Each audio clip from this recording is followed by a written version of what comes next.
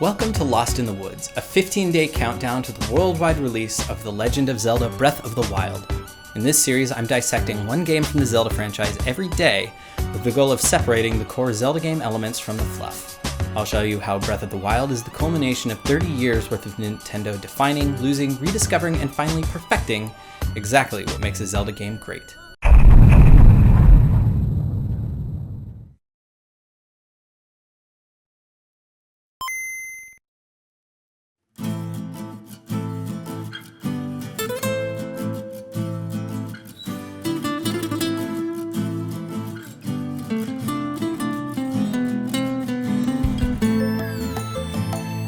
Having recognized that it would probably be smart to release Zelda games a bit closer together than 5 years apart from each other while they worked on the next big Zelda game, Nintendo did something that feels very unlike Nintendo.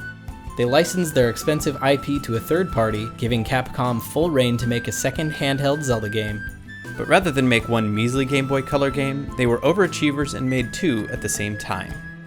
Oracle of Ages and Oracle of Seasons, two distinct games with two distinct tricks, linked together in their plot lines but able to be played in any order. It's a really cool idea and the end result was well executed. Oracle of Ages allowed you to command the flow of time, hopping forward and backward through the ages at will, utilizing differences in terrain to solve puzzles. Conversely, Seasons had you control the seasons, effectively turning the different weather patterns into tools to solve puzzles around the overworld. For example, piles of snow can make normally inaccessible areas now accessible. They're a clever pair of well-executed puzzle games.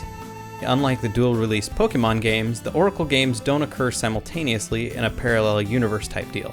The two games make up a continuous linear story meant to be played from start to finish, regardless of which one you played first. They pulled this off by giving the player a code at the end of the first game to be entered at the start of the second game, which would tweak interactions with returning characters and reference events from the first game, as well as transfer over some collected items. Then they included the final ending in both games, so that when you beat the second one, it would kick up the true ending where Link stops the Twin Rova from resurrecting Ganon by sacrificing Zelda. But aside from the setting-altering gimmick and the cool cross-linking mechanics, Capcom didn't try to innovate for future games at all, first in the series.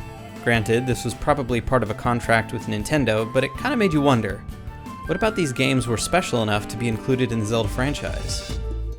It may come across as a little blunt, but these games felt like a step backwards. It felt like they took Link's Awakening, then made it a little less heavy thematically and a little more quirky. In fact, many of the art assets were reused from Link's Awakening. But unlike the Ocarina of Time to Majora's Mask transition, Capcom didn't seem to have the same excuse.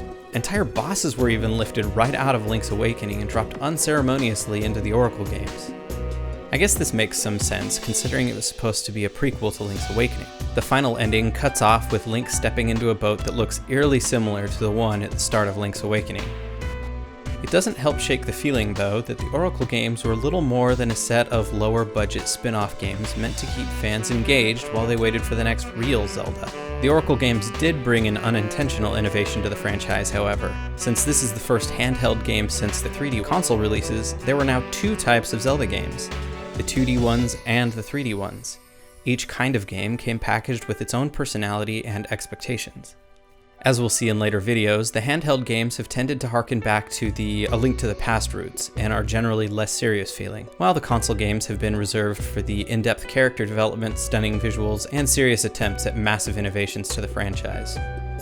As with the previous four releases, the Oracle games polish the surface-level elements and are far enough removed from the core of what makes a Zelda game a great Zelda game that, while well made and interesting in their own right, they really could have been put into any other franchise and been just as fun. These games were meant to tide fans over, plain and simple, and that's what they did. They kept fans happy until The Wind Waker was released on the GameCube. So join me tomorrow as we dive into the wide-open and ever-controversial cartoony oceans of The Wind Waker, the game that used some ingenious tricks to finally make the overworld feel open and non-linear again.